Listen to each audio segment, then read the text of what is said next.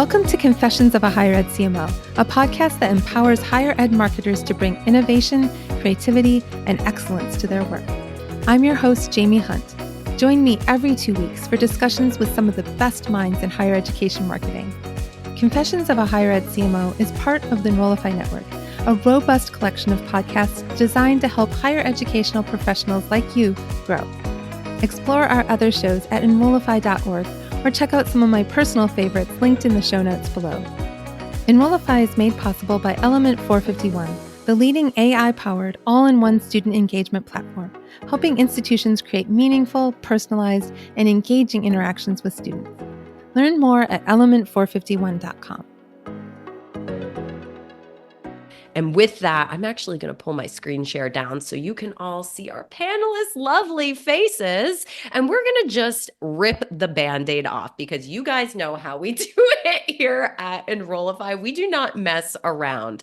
So the point of today's session, many people fear that AI is going to depersonalize student engagement. Y'all, if I heard nothing expressed at the conferences I went to this fall, it was that.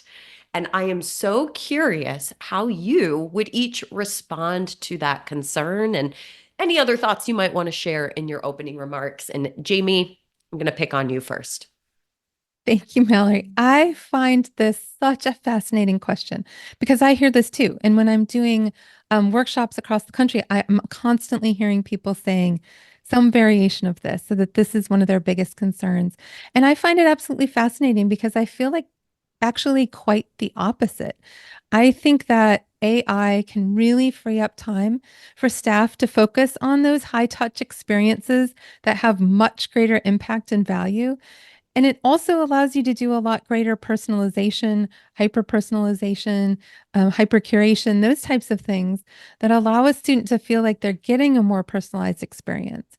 But really, when I think about generative AI, I think a lot of people think about it as a content generating tool. And I don't necessarily think that's its best use. I think that it can be super great at improving productivity and super great at brainstorming and being a thought partner for you.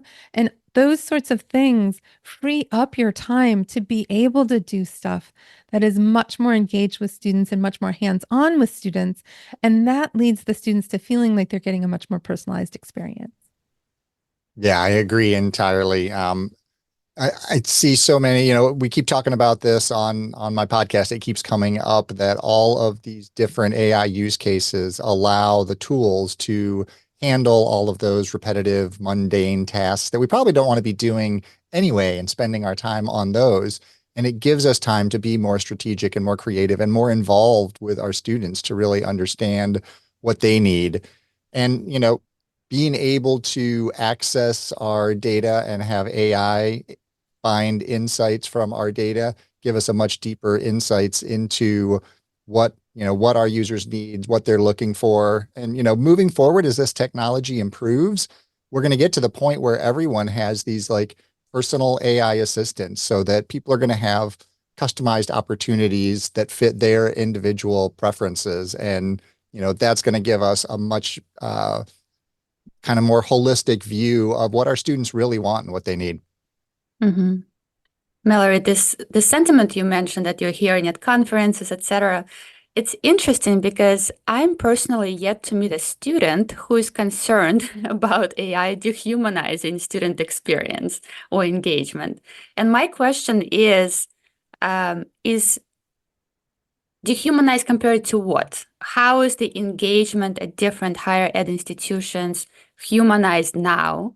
Is it humanized by sending the same generic email to all of your prospects, or is it by putting people on hold to wait for the next representative, or is it by having them navigate your website for hours trying to find the right contact, or is it what is it helping really create us real human connections, what we're currently doing?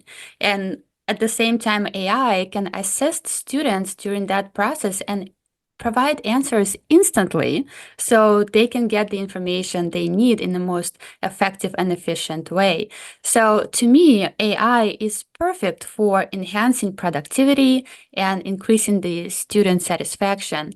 And when I talk to my colleague and colleagues from other institutions, I often hear them talk about productivity and how they know they don't have enough time and they wish they could clone themselves or could clone their team. And I do believe that AI is that clone that will help us handle those repetitive, like you said, Brian and Jamie, those repetitive time-consuming tasks and give us more time to focus on creating those meaningful, personalized experiences and connections and amplify what we do best, which is connect with the people we serve. So Not, I don't think I can add anything here.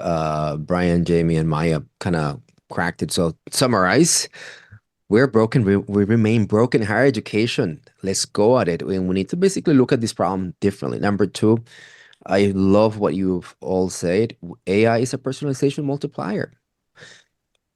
I would like to expand on Brian's point and double click on like this level of permutations in personalization. And this is the example I'm going to give. Think about my brother and I. He's 2 years older. So this is a segment. International student with an accent, income, education, I don't know, faith, beliefs. Like we come from the same household. Like we're the same human, but we're not. We're just so different. And then look at the edge. Today, as a parent of two little kids, I only have time in the morning. So you now have the personalization that I don't fit a persona segment, but in time, you also need to start thinking that I would only give you time to engage with campaigns 2 hours in the morning. So this idea of point in time. So this amount of permutations are humanly impossible. And the one thing that machines do much better is pick up all those patterns and allows us to do personalization with millions of permutations.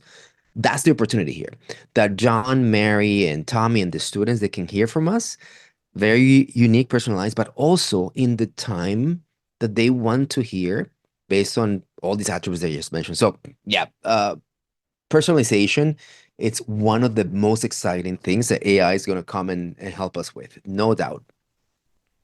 I want to keep following this thread of personalization, but Maya, I gotta say, like, I really appreciated your point on where is the sentiment coming from, because it's not coming from the students, and that's who we're serving ultimately. I am hearing this at conferences from people like us. So this is our perception, but it is not being echoed by the students, or at least I'm not hearing it. So that's, I just wanted to call attention to that point. So where JC just landed us, this idea that personalization really matters, right? So let's keep building on that. Let's keep building on the idea that we can use AI to help us humanize our work. I'd love to just get right into some specific examples or case studies where AI has done just that, where it's taken student engagement, whether it's admissions, enrollment, student success, any part of the institution up a notch without losing that personal touch. Brian, I'm going to pass it to you first. Yeah, so many good use cases out there already. The one that came to mind for me immediately was Dr. Claire Brady and NASPA got together and created this report, The Transformative Potential of Artificial Intelligence. And one of the case studies they had in there was Ivy Tech Community College that set up AI monitoring to track student performance. And then it alerted counselors if students were at risk of failing a class. So from the time that they started, that they set this up, they identified 3,000 at-risk students. And after, having a counselor contact them and present them with resources and options and opportunities, they have a 98% success rate with students getting a C grade or higher. So that was the largest drop for them in D and F grades for 50 years. So just incredible to think of, just like by setting up a tool just to monitor them, and then having a human get involved and engage with them gave them a much better success rate. It's a good example. I was I have one example to share, and I think most of you would agree that in the perfect scenario or the perfect world, every student would have their own dedicated guide to guide them through this whole enrollment and college experience process. But if your institution has those resources, that's fantastic. But I would think that many institutions don't, and using technology in this case can be a very strong alternative, and certainly better than not providing any support at all.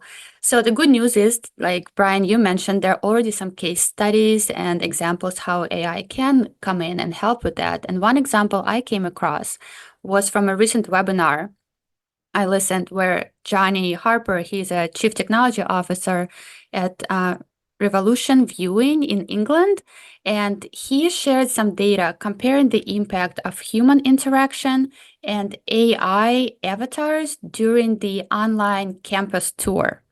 So when a student ambassador is involved guiding the campus tour, they notice that there is a huge boost in engagement, somewhere from 12 to 74%. And I assume that probably depends on how engaging that student is and how well they guide the tour. But if they replace the ambassador with an AI digital avatar, they still see a rise in engagement, not as high, but it's at 9%. And I would argue 9% is much better than nothing. So what it tells me is human interaction, if you can support and hire students and train them and keep this program going, is still ideal. But if you don't have the resources and you are between choosing doing nothing and including AI in that process, I think this is the obvious answer. You can increase your engagement without adding any human element to your experience.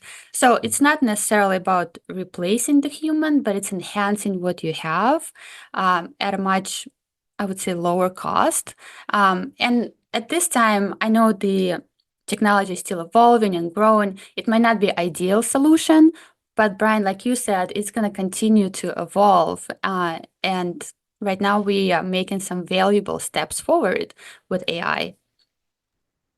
I've been a huge fan of Georgia State and all of their student success efforts for a long time, almost a decade now. And one of the use cases that they have for AI is integrating AI into the courses where they send direct text messages to students about their class assignments, offering academic support, course content information.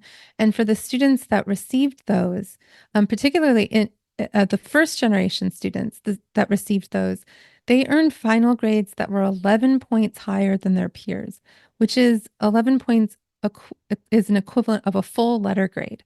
So if you're getting 11 points higher in your grades, you're going to end up with feeling more successful. You have a better understanding of the content, and you feel like you are, as a first generation college student, able to do this. I think that's one of the most important things is I was a first generation college student, and being able to say, like, I can do college. I am getting good grades in college was really important to me.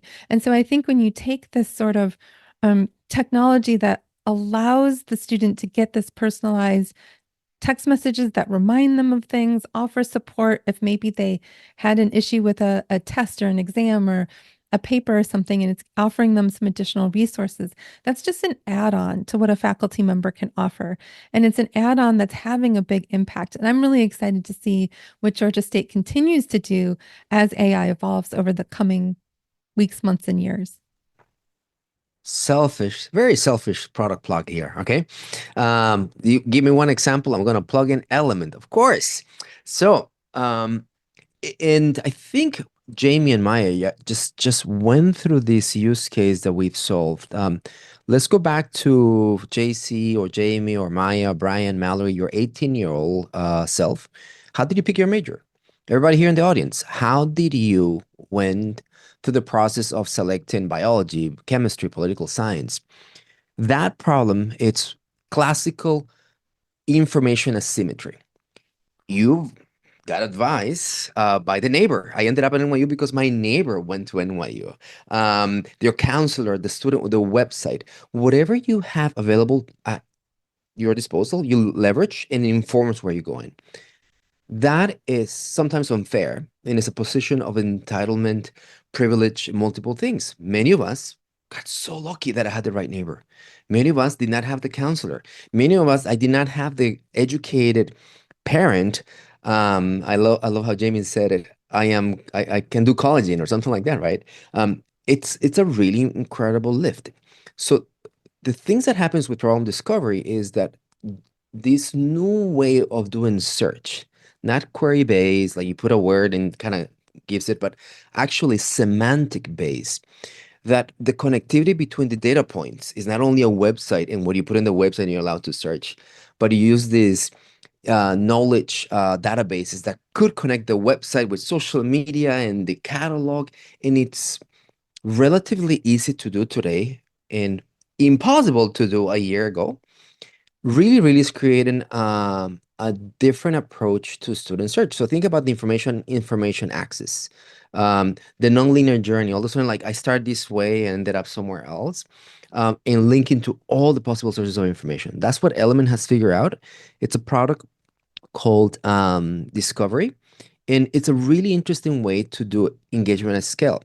If you have worked, for those of you AI nerds here, like us, if you work with Perplexity, it's a similar experience that will leverage everything inside the university to surface um, highly customized search, narrative semantic search experience to a student that is not one-dimensional. And it's fascinating to see how the student now says, I want to go to your school because you have vegetarian food in the cafeteria. And that, in a way, is addressing half of the world. So think about how important that is and how difficult it is to find it without this type of search pattern. I cede the floor. Awesome.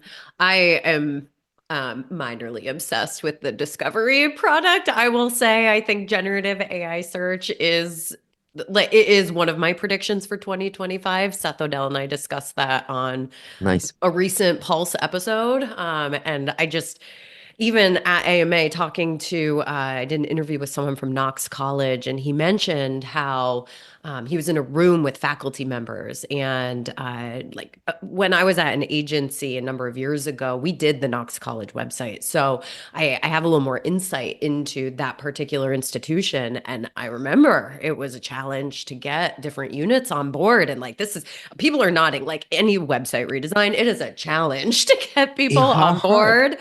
It's so hard. Content creation and migration is the number one thing that stalls out on a website redesign. And with AI Mhm. generative search being the future, like at Knox, he mentioned like he watched in a room, the faculty members realize like in real time how AI is going to be pulling as a knowledge base from their web pages. And oh crap, if they're not up to date, zero click search out of So, Google is not going to be surfacing the right information. The chatbot is not going to be surfacing the right information.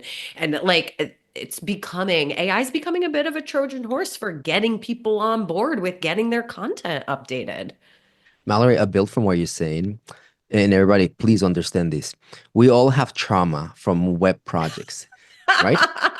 It's so Ma true. So Mallory much can give trauma. you, yeah. Mallory can give you data therapy as it relates to web projects, but is the construct that data has to be perfect, garbage in, garbage out. So we put all this emphasis in clean up these content management systems, and they get outdated. So the beautiful thing about these new techniques is that the input, that they don't have to be perfect, because what these LLMs do, they kind of give you the layer of grammar that makes it perfect. So you can have imperfect information that is presented perfectly to the student in a personalized way. So keep that in mind. And it's a gigantic departure from this trauma that we all had in our prior lives without AI. I think another area of trauma for us marketers is this ongoing, and this is relevant to the website because I feel like I've been hearing this for more than 10 years. but it's also relevant to any type of communication we're creating. How can we personalize it? How can we personalize it? My first job in higher ed, everyone was like, we got to be like Amazon. And that was in 2008. And I really don't think we've cracked that code yet. But with this transformative tool called AI, like we're going to be able to get closer to hyper personalization, individualization, and being able to scale our campaigns as well. So, Jamie, I'm going to send this question to you first, because I think as institutions, right, they're going to have to navigate this fine line between personalization, hyper curation, and creepiness. I don't know, right? Like we need to ensure that our students are still feeling a genuine connection back to our institution and the institution's values, but not at the scale where it starts to become very big brother. So I'm curious to hear you sound off on that, Jamie. Yeah, I love the idea of Big Brother. One thing I don't think we want is this like we're bots talking to bots, right? Like Mm-hmm. it's all the content is just AI generated and the students are using some sort of AI tool to like summarize that content into something that's bite size, right? And so I think as we think about developing content and using AI for things like that, I think we have to keep in mind that we need to still be focused on telling stories. And I say this all the time, facts inform, stories transform. And those stories are not going to be something that we're going to be able to move away from because it's inconvenient or it can't be automated. We still have to be focused on telling those really compelling stories that evoke emotion, inspire that connection to the institution versus just these purely transactional messages. And we also have to make sure that the way that content that is generated by AI is written, that we're doing whatever we can to make sure that it's in the school's voice, in the brand voice, it reflects the core values. And we need to be weaving stories and testimonials and accomplishments and all of that that authentically reflect that culture that we have in order for students to still feel that connection, whether that's through things like faculty quotes, student testimonials, alumni outcome stories, but we really need to ground AI curated content in that authenticity and in that storytelling. Because I'm going to tell you that nobody buys something just based on facts. You have to feel an emotion to make the kind of investment that a college degree is. I mean, we're talking about tens to potentially hundreds of thousands of dollars for an education. You have to feel more than a list of facts. You have to be compelled. And that's what stories do. Yeah, absolutely. And, I mean, it's important for us in higher ed. We have limited resources most of the time. Oftentimes we're wearing multiple hats. So you have to think about where you can employ these, different elements of scale. So like use that personalized content and those automated campaigns where you can, incorporate that data into your responses so that they are personalized for these students, but that you're not actually having a human having to go in there and customize all of these like top of funnel communications that are going out so that they still feel authentic, they still feel relevant to the people who are receiving them, but it doesn't take a lot of time and maintenance from the staff. But then as you start getting down into the middle of the funnel and the bottom of the funnel and you get closer and closer to, application or enrollment, then you need to really start integrating the human elements in there to make sure that the students feel like they are being personally addressed and like they're going to have a place in the institution. They can see what other people in the environment are dealing with and, how they can be part of this community that we're offering to them as higher education institutions. Yeah, I was talking with Devin Pergison from Forsyth Tech earlier today, and they have saved their staff 170,000 minutes of time because of the things you're saying. They're putting the AI virtual assistants and chatbots at the very top of the funnel, and they're just being able to answer so many of those transactional questions without ever having to escalate to another human. I actually heard Claire Hilton on the episode that dropped today on In Your Elements podcast also talk about this and all of the time that it has saved their staff at CMO, because they're able to let the chatbot kind of pick up on so much of the heavy lifting. So let's actually stay on the topic of chatbots since we're here. Or virtual assistants, right? Chatbots are so 2023, y'all. Virtual assistants are very 2024, 2025. So JC, I feel like you're our expert here in this. And I don't want to just hear you talk about the power of a virtual assistant, but that balance of efficiency between what AI is going to provide alongside the need for human engagement, kind of picking up on that thread that Brian just left us on. Yeah.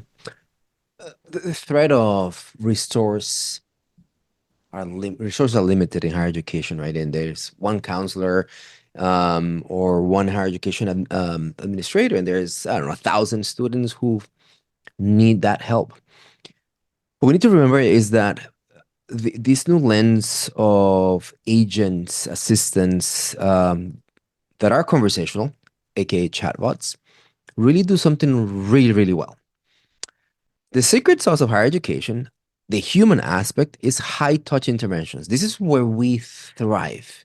The student who comes to us and she doesn't know what she wants to study. The student who comes to us and is the first generation student. The student who has a loan, a family, part-time gigs, and all those multiple things. This is where the magic of us humans gets unleashed. But what happens in that magic is that sometimes we cannot deploy it because in between high touch interventions like this, there's meetings, emails I have to send, and 55 things that get on the way.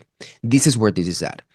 Understanding that these type of platforms truly give you 5 to 10 hours weekly so you can redeploy on high touch interventions. I really believe that we should start seeing the balance of productivity and efficiency on isolating the tasks that move me away from the high touch intervention, where I bring value to my student, my customer, whomever you're servicing, and then you let AI do what it does best: repetitive, automatic, transactional stuff.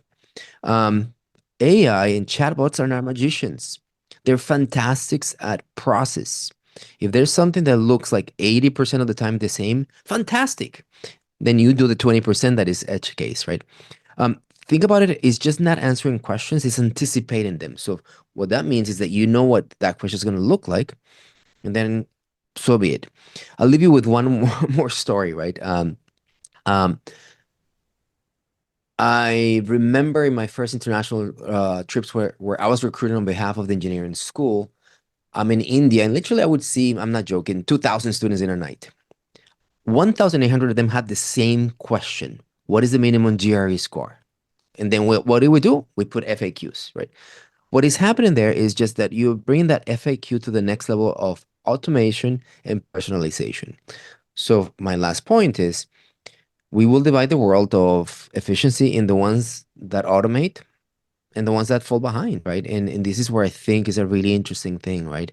Circa 1995, 96, right? The schools that adopted online applications, and the ones that didn't, right? It did it manual. And then now it's like foregone. The schools that adopted cloud-based services, the ones that didn't, and so on and so forth. So that's basically where we're at. The divide of the schools who will automate and the ones that fall behind. And chatbot technologies or agents are the first technology available to us to actually deploy that automation. Sorry, that was a little too long, but I'm too passionate about it. So No, it actually gives me hope, JC, because so many institutions are held back by lack of human resources, and we have very ambitious goals, and we want to save the world and help everyone who comes to us. But we only have so many staff members working in admissions and advising and student engagement offices. So by being able to take care of those transactional questions and save the time for them to focus on more high value tasks, I think that's where it's at, and helping build those relationships, because we know that students who I don't know, have one or two meaningful relationships at the college are doing so much better than those who don't have any friends. We see higher grades, higher satisfaction, higher completion rates. So focusing on creating those meaningful moments and inviting them to events and engagement activities, I think that's where we can focus if we can save some time on the transactional side. And when preparing to this for this webinar, I was thinking about at-risk students. I don't have any data to prove this, but it might be for many at-risk students, some of the barriers for them to continue their studies would be some sensitive topics like finances, health, maybe personal issues, family issues. And it's hard to ask for help. It's hard to go to your advisor and say, hey, I'm having those issues. And sometimes feel like they're being judged. So AI chatbots could be that first point of contact to get the answers to those questions and maybe get the help because it's non-judgmental. It's like talking to Google. So I was just thinking about those types of students as well and the experiences that they're having at the college.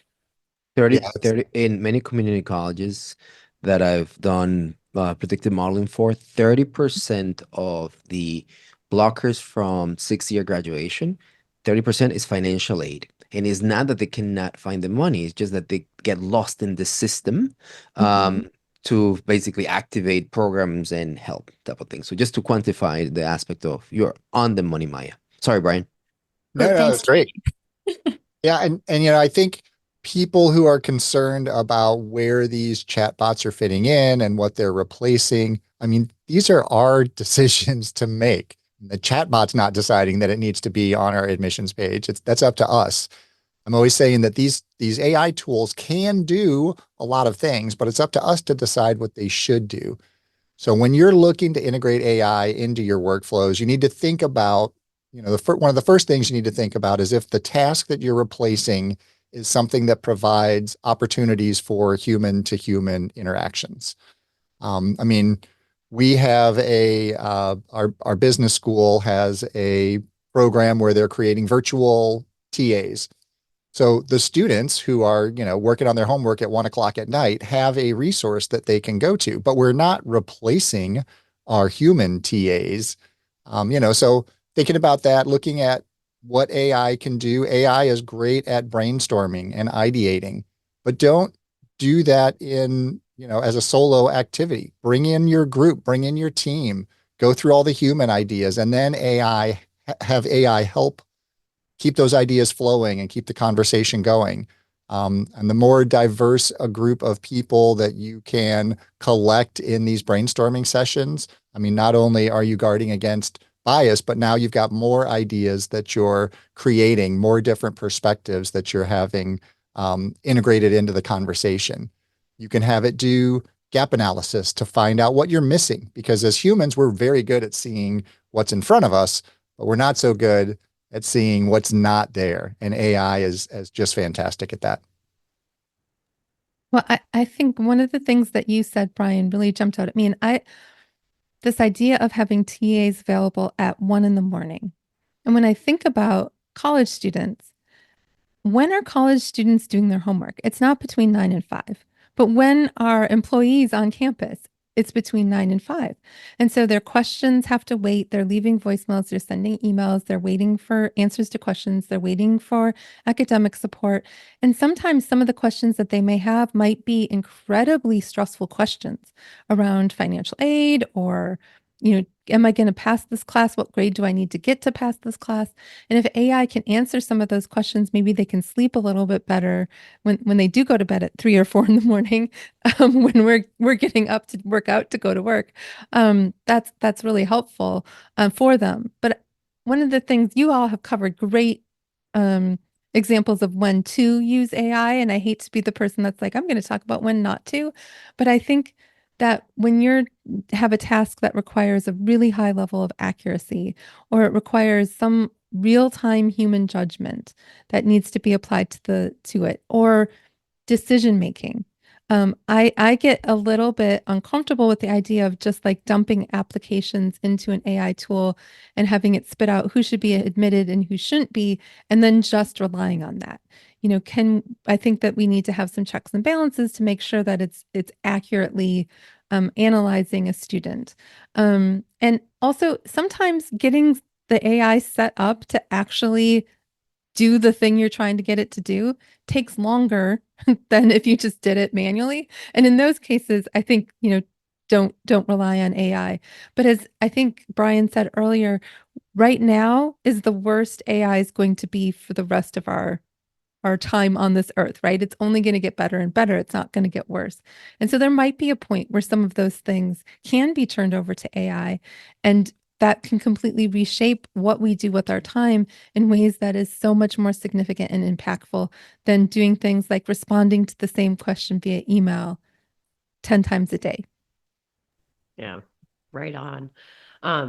I want to take us back to something that we actually started this conversation with, and it's the idea of whether students even know, and if they do know, do they even care if we're integrating AI into these workflows? I'm going to drop a link in the chat in a moment.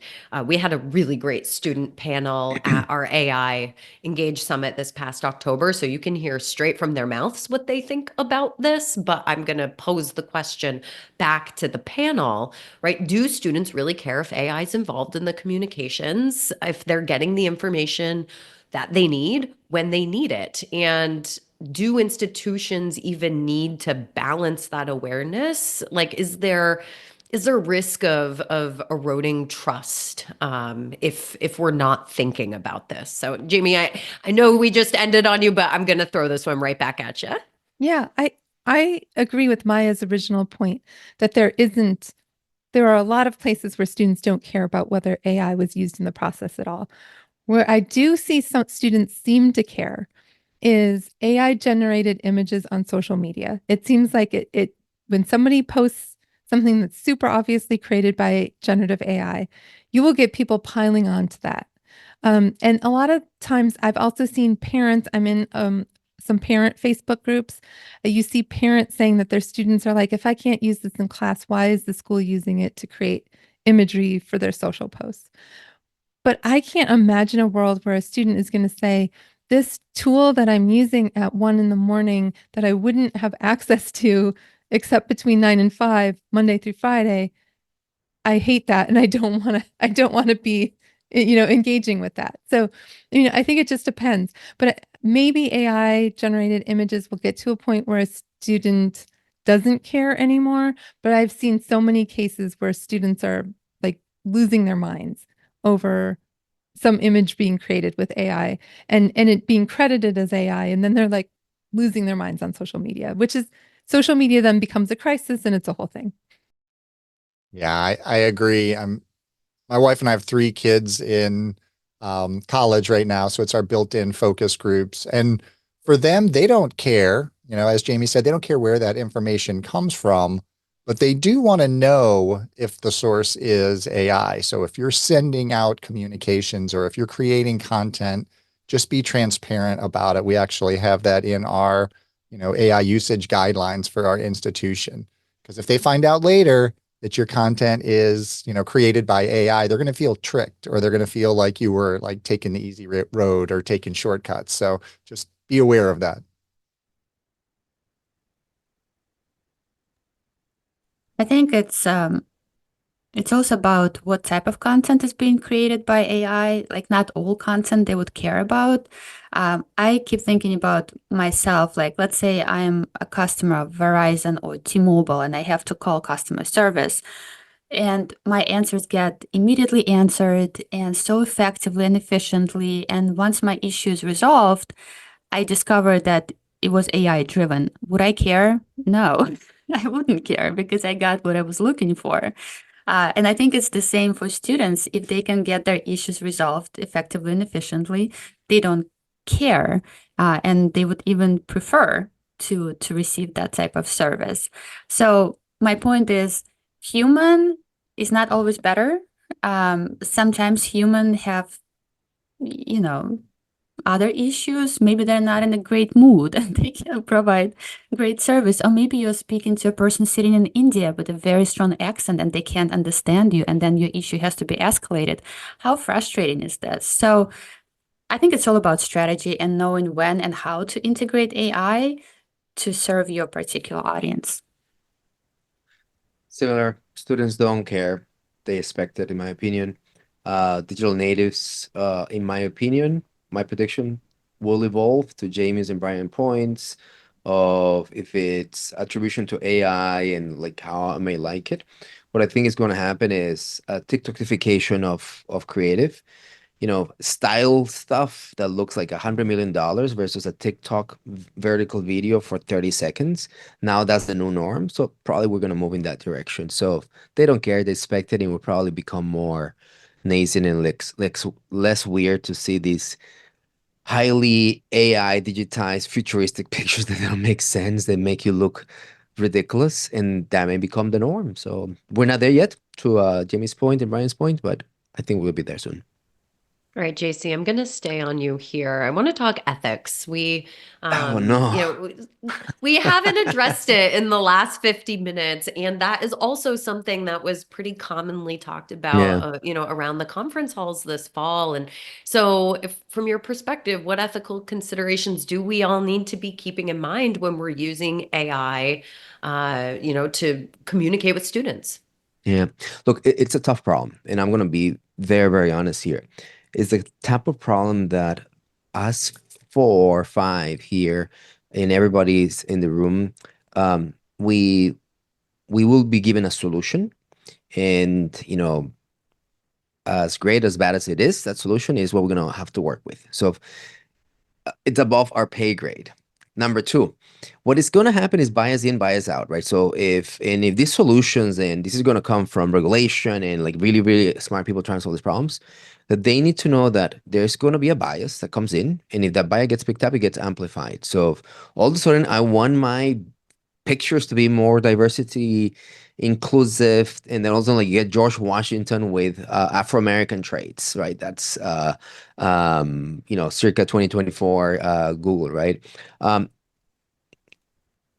these issues of ethics are very difficult, so transparency is where it's at. Knowing where, I mean, what is more biased? The financial models that you get a loan, you get you get a GPA and those type of things. In a way, they're biasing a lot of the things. They're picking up on the biases that we know exist. So being transparent about it and creating the guardrails, it's kind of the second point. And this is where I would always say, for the stage that we're in, whether it's around ethics or not, empathy as a design feature is kind of where it's at, because we're not gonna get it right. It's like teaching a class. um, don't say this to my students, but the first time I teach is gonna be a disaster. It's the the third attempt of the class that becomes better. So it's an iterative process, but in iterative design, empathy for ethics is kind of where it's at. So again, it's a very difficult problem to solve. Fortunately, there's a lot of smart people trying to solve this. And we just need to bring that transparency, understand the biases that is not fixing, and then double on anything empathy when it comes to this. JC is absolutely speaking to my heart right now. My turn to plug. I'm writing a book that it talks about empathy and that human-centered imperative that we have. And whenever we do something new or have a new tool or have a new technique or something new about what we're doing, we need to be thinking about the humans that are at the center of it. And I think that if we have that human-centered lens that we're applying to how we implement AI, how we teach with it, how our students interact with it, I think that will help steer us in the direction that we need to go in a way that allows us to make more ethical decisions about how we're using AI and what we're using it for. Yeah, I agree. I mean, I think like fundamentally as institutions trying to teach students, how to be successful in the world, which certainly includes using AI and understanding AI. I mean, our first concern is making sure that ensuring their privacy and that their data is secure. But then we need to be thinking about how do we create awareness and education within, all of our audiences, not just our students, staff, faculty, about the risks of AI, just so that people understand what they should be looking out for.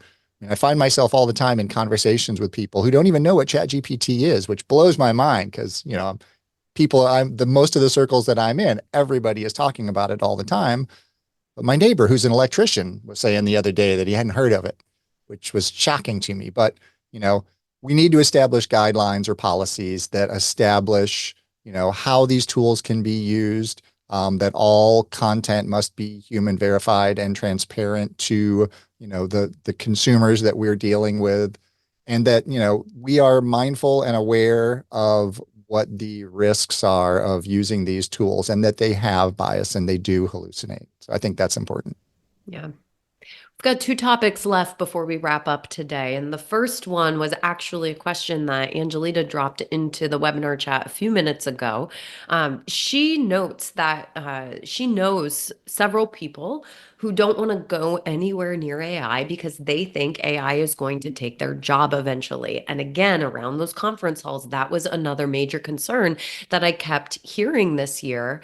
So how can we, like, I think we probably all disagree with that. I'm going to make that assumption. I don't think AI is going to take our jobs. I think it's people who use AI who may take our jobs. But as as an institution, as a leader within an institution, how can we start in this industry building some trust among those who are skeptics, faculty or staff members, that AI is going to be this tool for enhancing and not replacing? Jamie? Yeah, I mean, I think the big piece is getting people trained on how to use the tools and getting people to think about the tools as something beyond just a content generation tool, right? To think about them in the full breadth of what they're able to accomplish. But one of the things that I do with some of the leaders I work with is we talk about influencer maps. Who are the influencers in your organization that whether they're influencers for AI or against AI, that you can bring along on the journey and have them sort of like the Pied Piper bring the people they influence along on the journey and get folks kind of excited about something because there's people on their campus that they trust and respect that are excited. And it's not just this top-down directive. I think it has to be top-down, bottom-up. And without those both directions happening, I don't think that you're going to get the kind of adoption and the kind of acceptance of it that you need to be really successful. Yeah, Jamie, you're talking about this, and to me, it's almost like it's a strategy of carrots and the sticks, right? The carrots is getting them excited and showing what's possible and how by using AI, they can save time and be more productive. And the sticks is, thinking at the macro level, any organization wants productive employees. And if they can hire someone who can do 10 times as much as someone who's not using AI, they will. So it's important for us, employees, to understand that. And it may be scary, but that's something that can keep us curious and continue exploring and learning. And it's like with any technology, you got to use it or you're going to stay behind, like JC, you said in the beginning. Yeah, absolutely. And I mean, AI is going to replace a lot of the tasks that we do. So if your job is filled with tasks that are repetitive and time consuming, you may need to start thinking about reskilling or, figuring out where you might fit. Because a lot of the processes that we do are automatable, but you need human oversight. You need expertise, you need experience in order to validate those outputs and make sure that they're strategic and aligned. And then, showcasing to other people how AI is being used to automate tasks is a great way for them to kind of see that this is just helping them. It's just another tool that can make them more efficient and effective. Yeah. Really quickly, AI is here to replace tasks, not people. So let's change the narrative. But the opportunity, as Jamie just mentioned it, and Brian and Maya, it's that this role is emerging as a new skill. So the emergence of the AI champion is it's here in front of us. So just grab it and benefit from it, because what the AI champion is a translator. And if you're here, you're a translator, professional translator. And I don't mean about language. I'm talking about business skills, technical requirements, AI to business goals, enrollment goals, strategic management goals, you name it, right? So it's a really, really important shift. JC, didn't you and Artis term this on a recent Generation AI podcast? Yes, we did. But that's gonna take us over the 1 o'clock time. So folks are gonna have to go find that episode. All You right, got it. final question. And Brian, I think I'm gonna toss this one to you to start, but let's look ahead to this next year. So in your opinion, what is the next frontier for AI and making higher ed more human-centric? And do you have any hot takes? Yeah, I mean, as more and more institutions start adopting AI and figuring out where it fits into your processes, we need to think about what we're doing with the extra time that we're getting from using AI and make sure that that time is spent on ways that benefit our audiences. We're going to see all sorts of new technologies. We're going to see, I think, an infusion of AI agents that are specific for individual tasks that are going to make they're going to need access to data and content. As JC was saying earlier, we have to make sure that the data and content that we're using to train these tools is accurate and clean. So I think that's going to be a major thing that our institutions are going to have to start focusing on. My turn for predictions. Really, really quick. Generative AI goes hyper-personalized. So you think we've seen personalization is going to get 10 times better, faster, more dynamic. Brian, agents, this is the year of AI, basically agentic infrastructure, this idea of a digital worker, agents, assistants, whatever word we're going to be seeing, it's going to be a 2025 deal.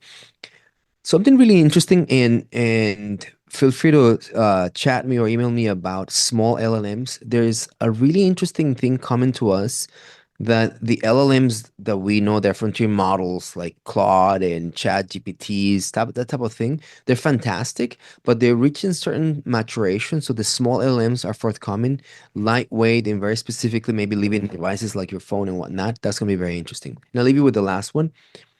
As an analyst, I truly been seeing the transformation of I analyze in a language form. I don't make a chart. I just basically ask, what is the pattern here? So the rise of the Gen AI analyst, it's in front of us. And I think I'm very, very excited because it's a trade that has been expensive and in a way governed by Python, Excel sheets and whatnot. That barrier is being removed, and we're going to get access to insight in a really rapid way. Fantastic. All right. We will leave you on that note, y'all. Keep an eye out in your email. Next week, we will send you a recording of this webinar so that you can share it with your colleagues. We're also dropping the audio on everyone's podcasts next week, so you can catch it and share it there as well. Thank you so much for tuning into the last Enrollify panel webinar of 2024. Do not forget, sign up for that February AI Engage event, and we so look forward to welcoming you back in 2025 with some really great programming, new shows, new things, new webinars, all sorts, bigger and better.